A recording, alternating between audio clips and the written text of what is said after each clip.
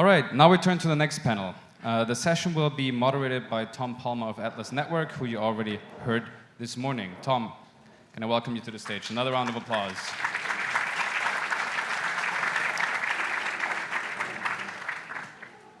Probably in the middle, wherever you want.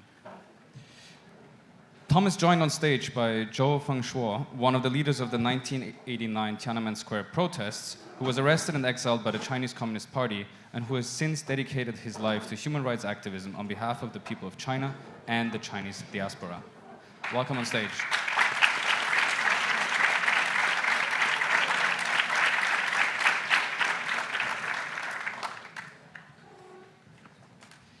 Next up, we have Albina Kovalska, human rights advocate from Ukraine with direct experience of Russian authoritarianism and its imperialist ambitions, and what it costs to those who resist it. Welcome on stage.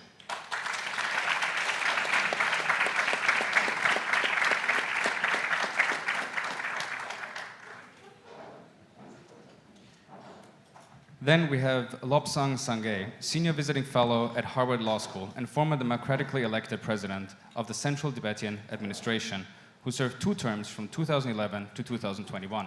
Big round of applause.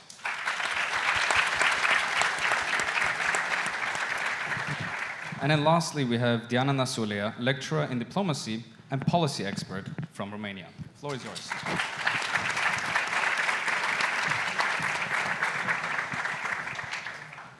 Okay, well, let's start. It was a perfect beginning to hear from Maria and from Zorab, people who know very well what it means to be on the end of state violence, of the baton of the police, of being beaten, of suffering, the loss of your freedom, the loss of your property, and even the loss of your life. I want to focus on, very quickly to set this off, the liberal virtues. We think immediately of individuality, responsibility, but there's a third one that Zorab mentioned, solidarity. One of the great liberal thinkers of the 19th century, not so well known in Europe, is Joaquim Nabuco from Brazil. He dedicated his whole life to the liberation of the enslaved people of that country from the age of 18, when he first took a law case defending an enslaved person who had run away and was going to be executed for the crime of stealing himself. And he said, this is unbearable. And in his last book, he said, we should we teach ourselves and our children to love the freedom of other people. Only when you love the freedom of others will you truly appreciate your own and not take it as just a gratuitous gift from fate. Oh, I'm lucky I live in Belgium, or I'm lucky that I live in England and I get to enjoy these freedoms. It's not luck. It's a matter of moral commitment for the freedom of everybody. So we have a lot of experience here on this panel from Tibet, from Romania, from Ukraine, from China. And I'd like to start with an open question, whoever would like to chip in. Are authoritarian states at war with us, even if it's not kinetic as it is in Ukraine with bombs? Are we under attack? And how would you very briefly characterize the kind of attack that we're under, this hybrid warfare? Let's start over here. Thanks, Tom. Thanks for the invitation. With the rise of autocratic system, there's a direct correlation with the decline of protest and dissent. Now, the decline of protest, actually 20 years ago, there used to be more protest and less autocratic system. Now, there has been decline in protest. It coincides, it correlates with the rise of surveillance system. More surveillance systems, you can essentially control, create fear among people. That's how autocratic system, control you. Now, China is the biggest exporter of surveillance system. 115 countries in the world use Chinese surveillance system.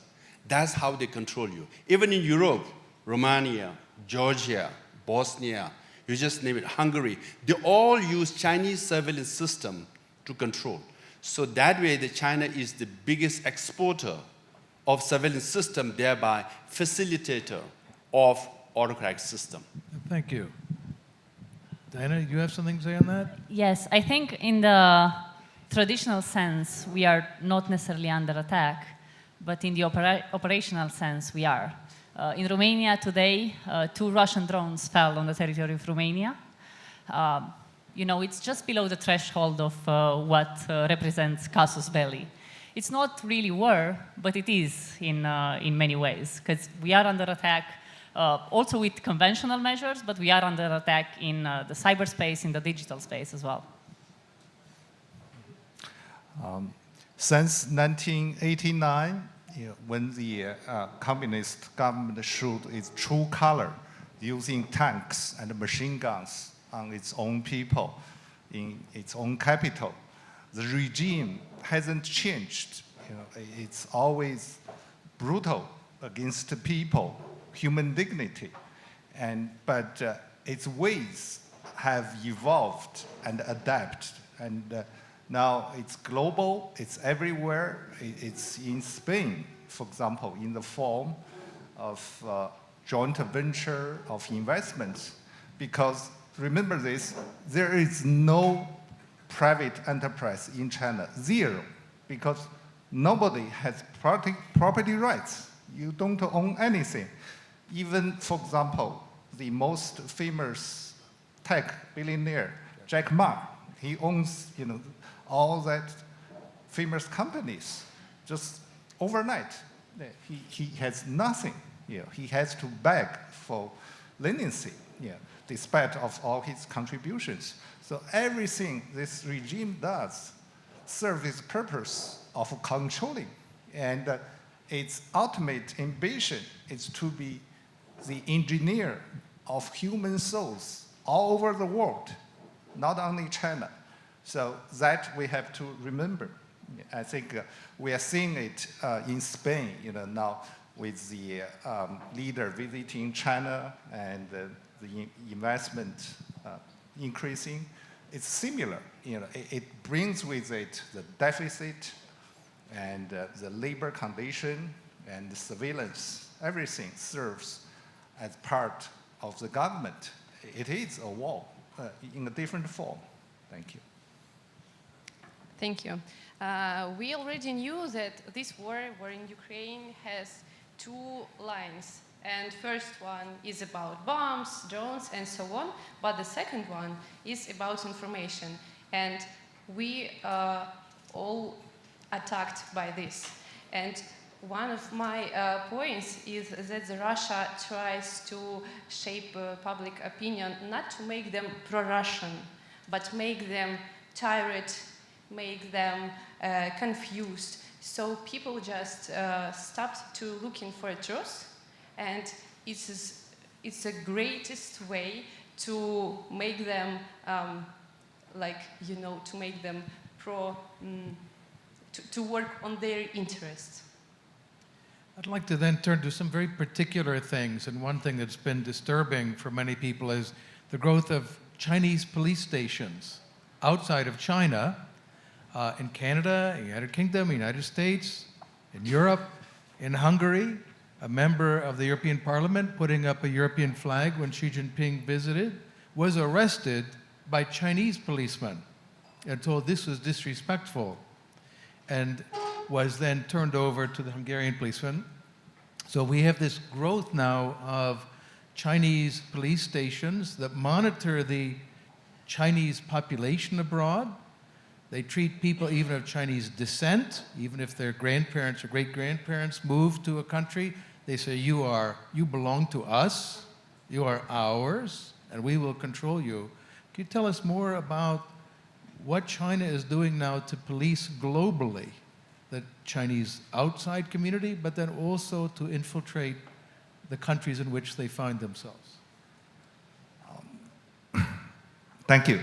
One of the most important work we have done with the Select Committee in the United States on China was, we protested at this Chinese police station in Manhattan. They serve as a police station in the very center of America. And Chinese people, they have to behave as if they are living under communist China. And now I think that's also aided by the technology platforms like especially WeChat, because on WeChat you can do everything. You can do fundraising, you can organize politically, but it's all under Chinese control, and there's no local control because you have no transparency into it. And because of this, they are leveraging, they are enslaving Chinese population outside of China into they weaponize this connection, and that's why they have this kind of like police station everywhere, because people have to obey their rules in order to be free, like to be able to do business, so that their families wouldn't be bothered, and with that, that's why we are marginalized. For example, in 2008, I was beaten in United States together with a handful of protesters, while there were tens of thousands of Chinese who were rallying in support of the Olympic torch in San Francisco. And even worse, at that time, the local police, San Francisco police, they didn't do anything to protect us. Even though I asked them, I said, I'm a US citizen, you have to protect me. And they didn't do anything because of Chinese influence. And that, fortunately, has changed a bit in the United States. I think the law enforcement in the United States, the Congress, they have highlighted this issue and have done some impressive work on that. Let me bring up then the Tibetan angle, because again in Hungary, Hungarians who held up Tibetan flags were beaten by Chinese police, beaten with metal batons, and forced to take down their Tibetan flags. Years ago in the United States, I remember one case was really terrible. A Chinese exchange student made a mistake. She was in the same picture with a Free Tibet table. She wasn't even at the table, she was just walking across the campus. The picture caused her to be persecuted, her family to be persecuted. They ruined their lives. It was a real nightmare. And since then, with all the surveillance technology, it's gotten worse. So tell us more about this global suppression aimed at Tibetan people, but then also anyone who shows solidarity with them. If I may add and give numbers to what my friend Fengsuo just said, there are more than 100 Chinese police stations in 53 countries in the world, of which 39 or 40 are in Europe. Italy has 11 Chinese police stations. Spain has 9 Chinese police stations. They monitor any Chinese who come here. Pretty sure we will be watched, we will be monitored through surveillance or in person, but we're used to it, okay? So coming to it, getting invited to come to Madrid, with your prime minister going to China, you have to think twice. There are 9 Chinese police stations in Spain. They will be monitoring what we do, what we say. So we better stick to the hotel room and the convention. Venturing outside is a bit risky. So don't think that you are in Europe, you are in free. So there are, I think, even in Germany, Italy, everywhere. Now, let me give you one example. A Tibetan monk called Golo Rinpoche from Tibet, he was supportive of Dalai Lama, and Chinese police came and interrogated him for so much that the disciples feared that he will be arrested, put in prison. He escaped to Vietnam, and he was hiding in Ho Chi Minh City. 10 million population. Chinese police came and tracked him down in the hotel room in Ho Chi Minh City, and he died next day. That kind of surveillance, that kind of tracking device that they have. So, their tentacles are everywhere. Now, let me point with also, I went to Ukraine, 2 years ago. With the Ukraine war, 90% of drone parts and the raw materials of Russia are supplied by China. Without China's support, Russia cannot prolong the war. But unfortunately for Ukrainians too, 40 to 60% of drone parts of Ukraine, because you need lithium battery, you need rare earth, are also supplied by China. Why? China wants to prolong Ukraine war. They want to drain Russia, make them a junior partner. They want to drain Europe, so there's a war fatigue. And the NATO will not come to aid America if China decides to invade Taiwan. And then obviously, Ukraine is paying the highest price. So China is killing 5 birds with 1 stone. Drain Russia, drain Ukraine, drain Europe, drain America, and impact Taiwan. Who's benefiting the most from Ukraine war? China. Let me pose then a question about information warfare, which you had raised. There's a famous piece I recommend finding online by by Karl Joachim Friedrich. Came out in the Atlantic in 1941. You can find it online, called The Poison in Our System, about Nazi propaganda throughout Europe and America, and the way that the Nazis were weaponizing information. Read it, and it's very chilling because it's something we're seeing now as well, very similar. The creation of fake narratives, the spreading of the idea that it's inevitable, Ukraine is losing, that they can't win, it's all wasted to try to support them, and so on. How do you identify, let's start from Ukraine and then Romania, where are these sources of disinformation? How can we identify them?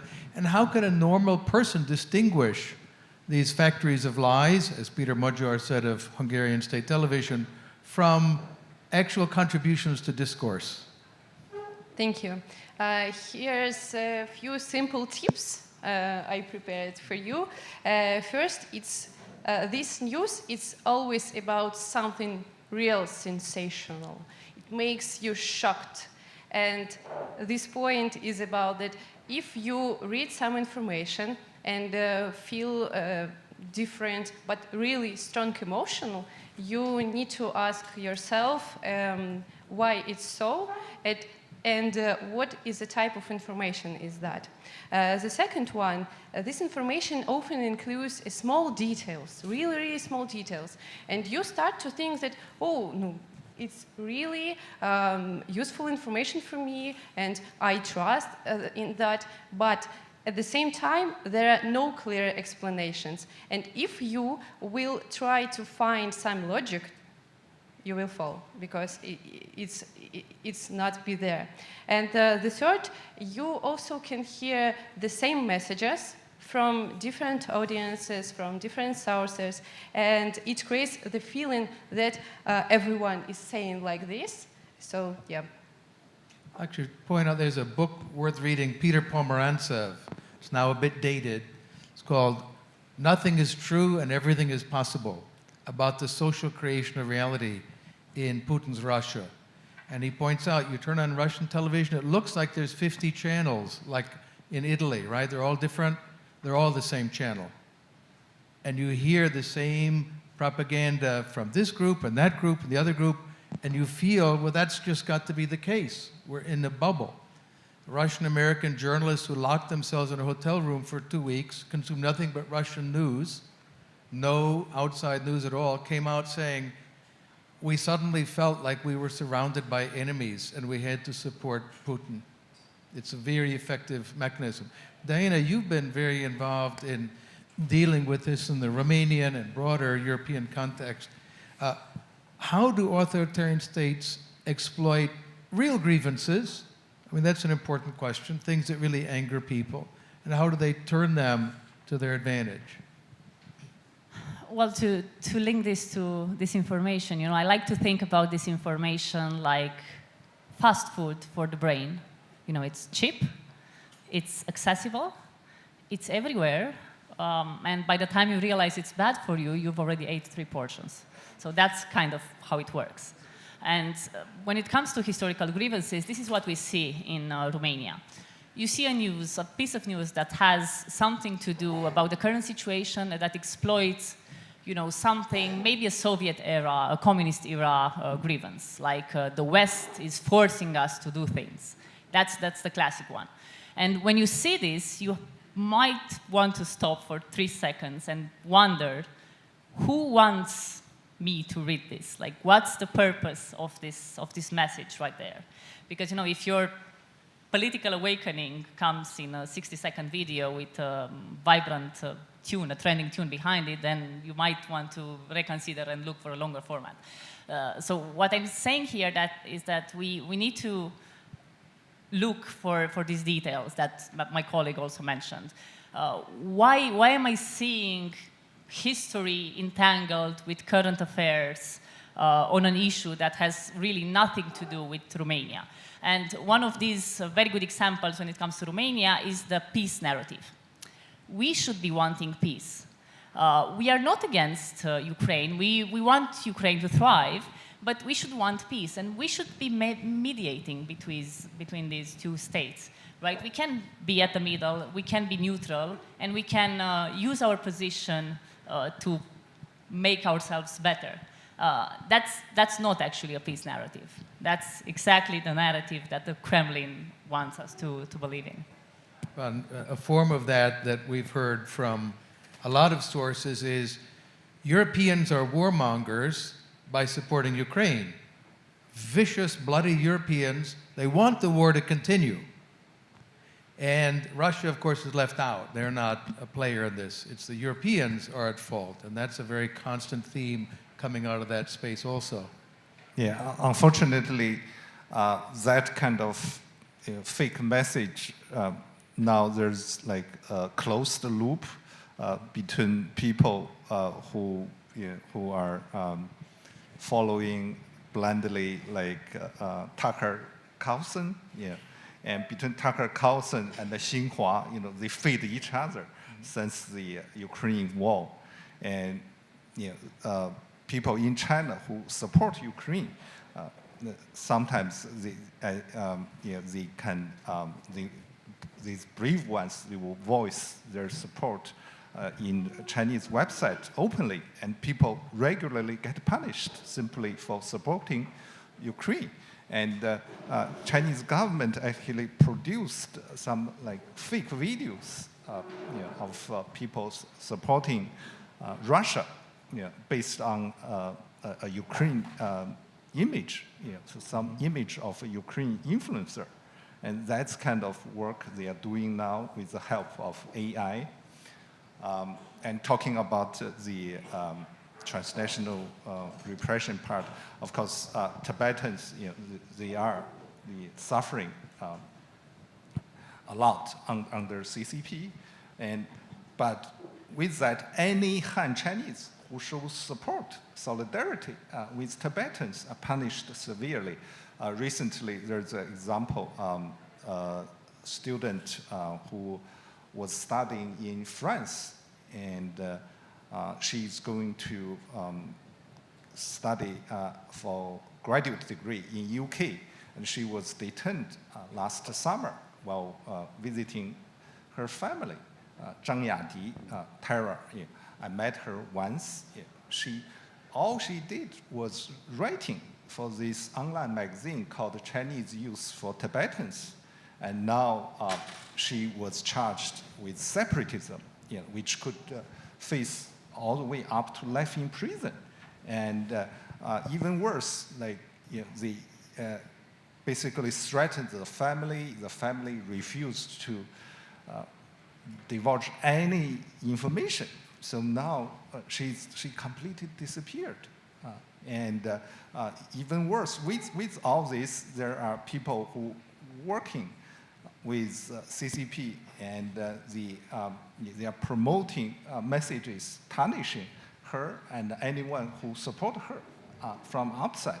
So there's a loop, both inside, outside on this. Well, we've also seen something else to be alert to, is the use of the international legal system to crush dissidents. So the Russian government used an obscure problem in Thailand, a heavy metal band from Belarus and Russia who are all supportive of Ukraine. They're totally against this genocidal war. They were performing in Thailand, and someone made a mistake on their application for the beach concert. The Russian government demanded they be arrested and immediately extradited to Russia. We know what would happen to them. It was quite an international affair. And fortunately, at the last minute, there was a face-saving movement. Israel stepped forward, said, two of them have Israeli citizenship. You can deport them to Israel. We'll be very stern with them about this permit for their concert. But the Russian government was eager. They were like wolves to get them and send them back. And then also, this German float maker from the parades in Germany, mocking Putin, has now been sentenced to years in prison in Russia. He can't travel to any country that has an extradition treaty with Russia. So he says, I can never go to Turkey. They will grab me immediately, and I'll end up in Russia. So this weaponization of international institutions as well. I'd like to raise a question then about... If I may add go ahead, on, yes. yeah. Okay. Even a Swedish citizen of Chinese descent, he was he had a bookstore. And he was vacationing in Thailand. Chinese police came, picked him, and he's in prison now. So literally, they can come to another country and pick you and put you in prison. Now, about disinformation and misinformation, if it's something fake news, if you're intelligent enough, you can differentiate it. But the problem is, Chinese government television, CCTV, is equally popular with CNN and Al Jazeera and BBC in Latin America, and also in Africa. CCTV has same popularity. So they all view these four sources as genuine. And through that, Ukraine war, pro-Russia propaganda spread. And people in the global south take it as legit. Now, you can, if you have, we all have the smartphones, if you can check Facebook of CGTN. This is Chinese government television network. Okay, this is the Facebook. In English language, Facebook, they have 120 some million followers. Chinese government television network in English language. This is not Chinese, English language in the rest of the world.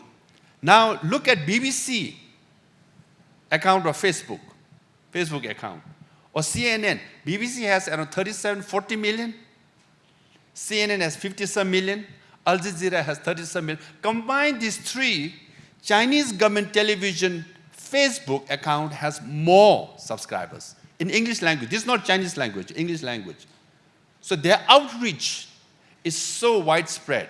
And no wonder, when President Trump imposed tariff, there was a viral video of former President Ronald Reagan speaking against tariff. Remember that? Mm-hmm. It went viral, and everybody was, my goodness, the hero of conservative or libertarian, policy. Reagan spoke against tariff. Who released that video? Chinese. So they're that good. It's not just fake news. It's real counterpoint. Released genuinely through genuine platform, legit platform, and people believe it. So they're that smart. So we should be careful. Albina, you have a thought. Yeah, I also want to add because I remember Russia Today is a Russian state media that broadcasts for the European audiences on any languages, Italian, Spanish, German, French, and so on. And it's really interesting because they use different messages for these channels and inside their country. Because, for example, in Russia, they say, we free Ukrainian up. But in the West countries, they can say that the both sides are bad, for example. And also about the social media. There are too many accounts with lots of followers on Telegram, such a messenger, or on Instagram, or on Facebook, and they use this in a really interesting way because they mix real messages with the false information, so it feels really authentic. But you can see also many comments from Ukrainians from the occupied territory, and they said how it's cool to live in this territory now when it came to be Russian. But you can read it too much, and we can understand that it's not true. It's totally false information. But it's really hard to explain that to other people sometimes. Well, I'd like to raise this question then of disinformation and how subtle it is. I'll give you a small example. I'm a sucker for funny animal videos, cat videos, cats doing amusing things and so on. And I clicked on one that I liked. It was very funny, and I shared it with someone. And I got on the list of something called In the Now. This was a couple of years ago, and it seemed sort of funny things and occasionally human interest stories. And then I noticed once in a while a pro-Kremlin story, kind of subtle. So that's odd. And I looked it up. It's a subsidiary of RT, owned by Russia Today. And they were trolling for me, because I like cats. And they got me. And then they were feeding me a subtle diet of Kremlin propaganda. And that's a very small picture, but this is happening all around us. So I want to pose a question that was the one that Karl Joachim Friedrich posed about Nazi propaganda. If we just censor it, we become like them. How do we deal with this without authoritarianism winning? And I think it's a real challenge for us. How do we respond to information warfare without ourselves becoming authoritarians? Well, I think more disclosure helps.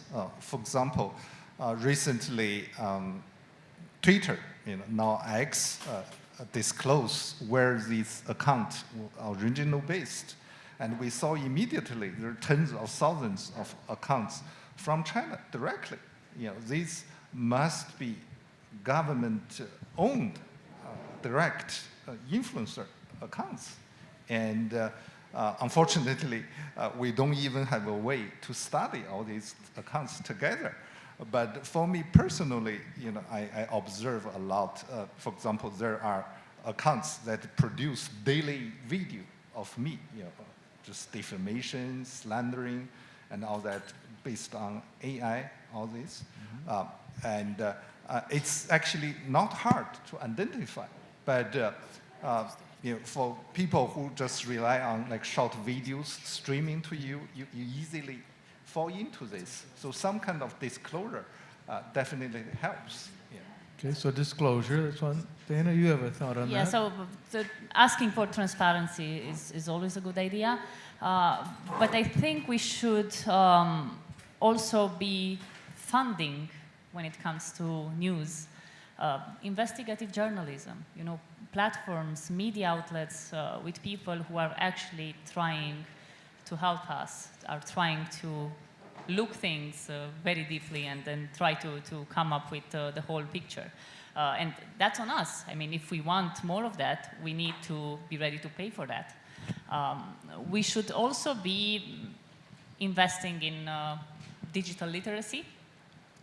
And us, as private citizens, we should be helping the people that we have around us with this, especially our parents, maybe our grandparents, if they're around, if we can help them, navigate what we think is false and what we think is truth, and try to give them the tools to do that themselves. And I think this is something that each of us in this room can do. If I can make a quick add then. Jan, are you here from Vatnik Soup? Okay, stand up. I want to point out a few things all of us can follow. One is Vatnik Soup. Jan, you could go talk to him. They've done a marvelous job of revealing disinformation campaigns and showing who's behind them, who's paying for it, and so on. And Bellingcat, also very effective, that identified a lot of these anti-Ukrainian videos that show people partying, it's a big time, everyone's in a fancy car, there's no war, it's all a lie. And Bellingcat was able to point out, actually, this is a Moscow license plate on the car that drove by. But these were presented as Ukrainians spending your money on a party. And so Bellingcat and Vatnik Soup are very good sources. I encourage everyone to follow them. More information on this from our two It's others. a real loud party, I think, because all of our nights. You know, it's really hard. Can I tell about freedom of speech? Because yeah, it's really important to me, and I wanted to say you that I am a human rights defender, and for us, freedom of speech, we see that like a tool to protect our rights, to take part in the governing of the country through open communications, through the sharing ideas and defending our interests. But the problem with propaganda, first, is that damages trust of freedom of speech, like conception. As a result, people start to feel that freedom of speech can be dangerous for them, because it can be something that can be used against them. And another point that people begin to value it less, and even more concerning, they may start thinking that it would be better, to limit it. And this is another danger, that people can begin to support restrictions to freedom of speech by themselves, just to feel themselves more safety. Last word, Lobsang, and then we're going to go to some discussion from the audience. Yeah, talking about freedom of speech, you know, I think the West-led, world order is based on freedom. So we must be aware of that.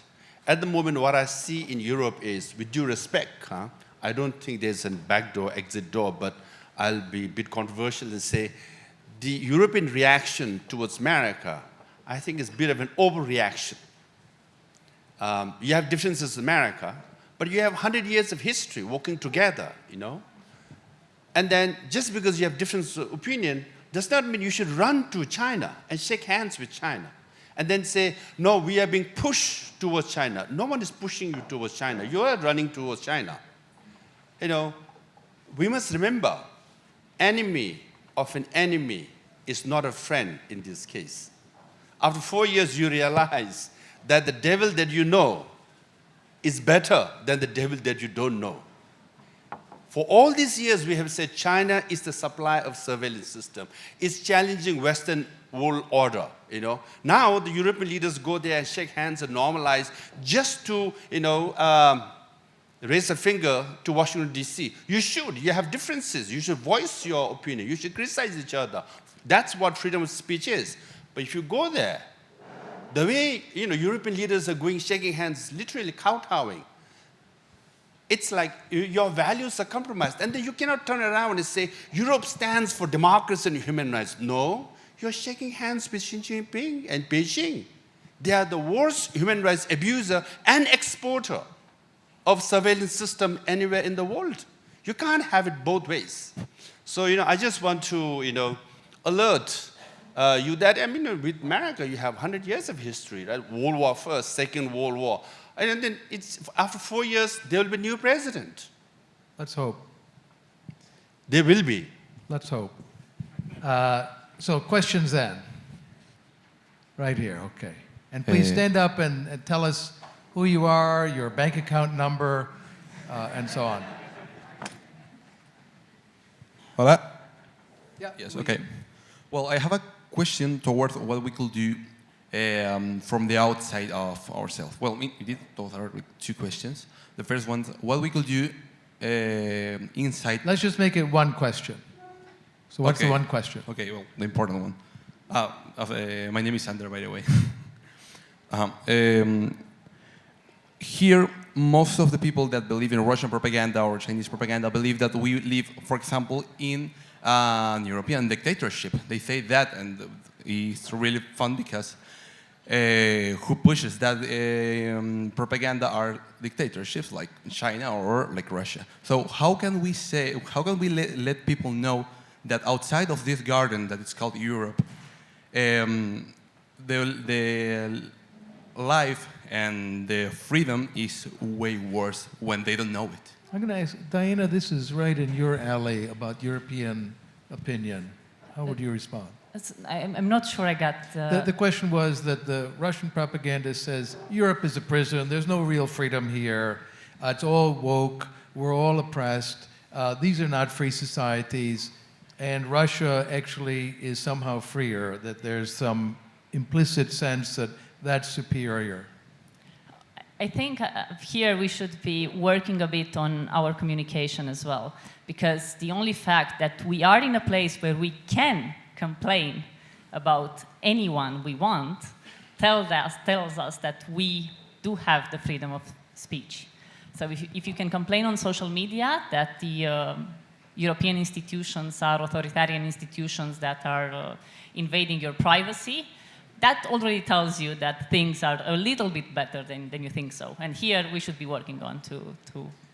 That said, isn't it reasonable to acknowledge, yes, there are some issues in Europe with repression of speech, and we should be open about that, but this totalitarian state of Russia and North Korea and China they're not the ones with the high moral ground.